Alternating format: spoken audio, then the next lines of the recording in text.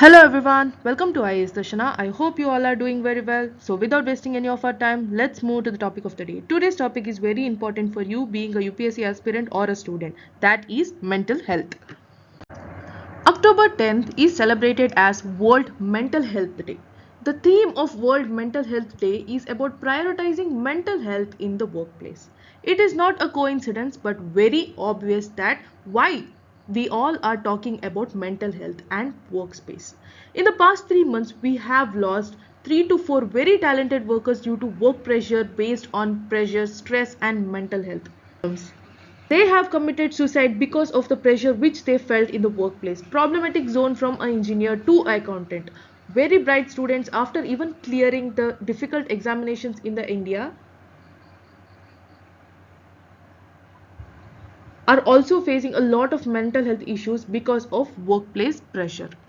Why are we discussing here about mental health? Because as a UPSC aspirant, mental health, stress, anxiety, depression, which a lot of people are suffering from. The amount of stress which you have as an aspirant go through in the specific UPSC journey with multiple attempts and this whole year journey process with the competitive nature in the examination. Mental health is something we all have been struggled or have been struggling day by day. But being a student, it is very obvious that you have a lot of pressure on you. So the key points how to take out the pressure step by step is stress management and time management. These two are the keys for how you can just think in which way you have been pressurized and what is going wrong in your preparation. Everybody feels that they are the only one going through all these problems, they are the only one having all this demotivated feeling or stress or no time, who are also struggling with the syllabus. The pressure on that one aspirant will be that he will be feeling he is the only one suffering with all these problems, but the fact is each and every aspirant has his own struggle, because some might have multiple attempts, some might feel the stress on spot.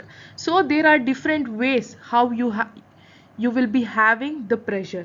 See, sometimes being a student from a rural area, they have to travel for urban areas, the metropolitan cities like Chennai, Bangalore, Delhi, for their preparation. There they might feel unsafe, or they might feel they are not fitting in that place, they might feel disconnection with others, they are not aware of what is happening around. So when you get out from your own comfort zone to prepare or to achieve something which you have dreamt of, so this happens in each and every field, not only being a UPSC aspirant or being any other aspirants.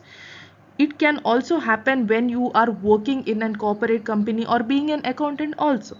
See, as adults, we face these issues. So, the first thing that we have to do is that understand the fact that the epidemic, that is mental health, is no joke.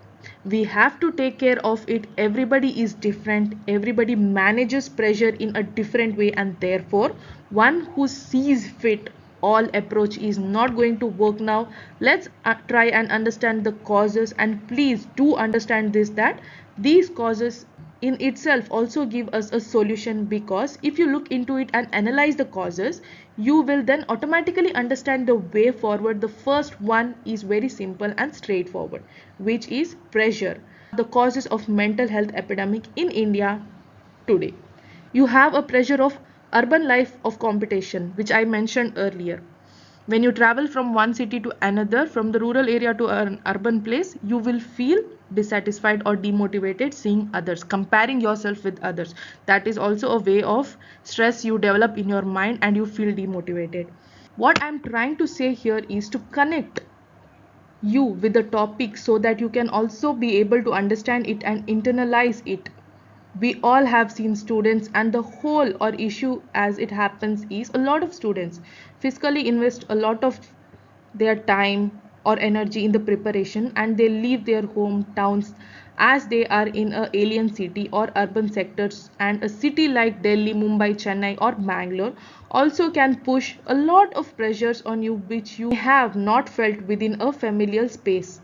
So urban life pressure creates context in which either you are under pressure for rent or lifestyle, or pressurized by your peers or friends to embrace what the superficial understanding of urban life, which may be light life, which may be drinking, which may be intoxication, which may be substance abuse. So therefore there is a certain lure there. Once you enter into metropolitan cities, there are certain pressures which you go through. So if you're not able to manage the idea that you don't fit in, the idea that I feel out of place is something where is created artificially, because urban life is superficial space, but something beyond it. So therefore every UPSC aspirant can understand the competition, the pressure of competition, not just UPSC but also other examinations, maybe JEE, NEET, and any examinations in India, from all the small critical positions in the railways to any given examination in India. Competition is something which creates a lot of pressure, from the 5 to 6-year-old kid to 27 to 28-year-old adult also. Behind every laughing face in social media, there's a person who is either under pressure of views, or under pressure of likes, or under pressure of physical reasons. So therefore, each of these pressures therefore is a way are subsumed within the social media, but they project something which in turn induces that. So you rather want to be flushy chai wala, or being an officer or doctor and engineer. The standards we are setting today is that education is not important. What is important is views, against the basic principle of what this country needs, and also over and above that what really mental health wants, that themselves are under pressure, but they will project that they have the best life. This is the artificial life of social media, which in turn compounds urban life competition and physical instability is more ways. So they have it, they don't project it by looking at them, you start to emulate them, and this imitation game which you play in turn creates more and more pressure. This is not just for influencers. We have multiple forms of role models which talk about a lot of things sitting, and that is why the best video which works on any platform is a motivational video, because everybody is demotivated. That is where social media and pressure go hand in hand, and this is where they are creating a space in which mental health is considered to be something as a disease. It is a disorder, it is a disease, but we have to make it more common, we have to make it more naturalized, something which is day in day out an epidemic, and everybody goes through those phases thereafter. Another set of issues which causes this form of pressure and this idea is that we have consumerism, what is called as materialism. See, for some people, they will be having financial instability. For them, the meaning of the word success will always be about earning more money, being stable in the life, and that is the only motto, and that will be the stress for them. So, for some people, they will feel they are not fit in a superficial space like in the urban societies, but in reality, it will actually not be the truth. They just want to fit in their urban lifestyle, and that is the stress they take. And as I also mentioned about social media is also the platform where people fake about their lifestyle many of the times, and normal people get attracted to their life and want more and more views instead of their education background. Most of the times what happens is students or any of the individuals, they will not be having clarity about what actually success is. Success many times it happens of reaching your goal and achieving something you have dreamt of. It's not that copying another person and being the way they are and pretending yourself being you're in a successful position. No, it is not what success means. Success is always about reaching your goal and achieving the things you always dreamt of. There was an article published in the newspaper arguing that there's nothing against so the social media aspect, social media but what is the irony is that this connection in is in turn also coming with a lot of its isolation. More we are getting connected, the lesser we have any human contact, and therefore we all feel lonely and disconnected, and this is where we have created a definition of success which is very superficial, and all this compounds and creates mental health issues and so on.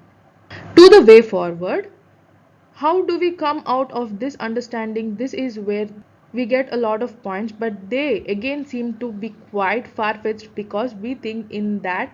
For an example, you'll understand it next time when you go into a bus, metro, or any public transportation. Notice how many people have of earphones or headphones on their ears and how they stand there but they aren't there itself, which is called industrial consciousness. See, before the industrial revolution, when the steam engine did not come through, when transportation was not quick, you had to travel with people across days, 3 to 4 days. The idea was that you have human interaction, you learn about them, you tell your journey, people interact, relationships are built. However, what the industrial revolution did was it revolutionized transportation, and now I can reach from point A to point B, which used to take 3 days, only within 3 hours. Now that creates what is called as industrial consciousness. Industrial consciousness is that I now don't need to interact with people, and therefore what we do is we close ourselves. In the same metro, you will see people dying of a heart attack, but people will really don't care because they believe that they are a single entity. They have closed themselves to the noises which are coming from outside. They don't really care what is happening. They don't have what is called as self-awareness. This is called being self-aware, which is to look around, to see, to interact, what have we created. See, coming back to the solution for whatever people are suffering in the name of stress, anxiety, or anything.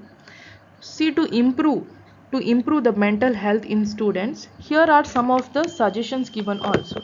The students have to give students the confidence to speak up. They have to build themselves the confidence to speak up. They have to open up themselves. They have to speak what they are thinking, what is going on in their mind, and promote positive self-esteem. Encourage students to practice mindfulness. Teach the importance of good nutrition. Encourage students to exercise daily, and this is the very important factor. In whichever field you are, you might be an officer, you might be an aspirant, or you might be a small primary going kid, but you have to practice any form of exercise which you have daily. Walking, it may be yoga, it may be aerobics, or it may be gym workout. Anything is fine, but to keep yourself calm, it is better you exercise daily, and it is far more better if you start meditating daily. It will help to balance your mental health very, very fast. Teach students how to set realistic goals. Instead of going behind the materialistic world, the superficial space, it is better go in a realistic way. Think practically, think the real form of the world, not the material or imagination form of the world which you have been living. So this is it for today. Thank you for watching. If you like the video, like, share and subscribe. And the connected video of this, the preparation strategy for UPSC examinations, the link of this video will be given in the description. Do watch it and comment below your review. Thank you. Have a nice day.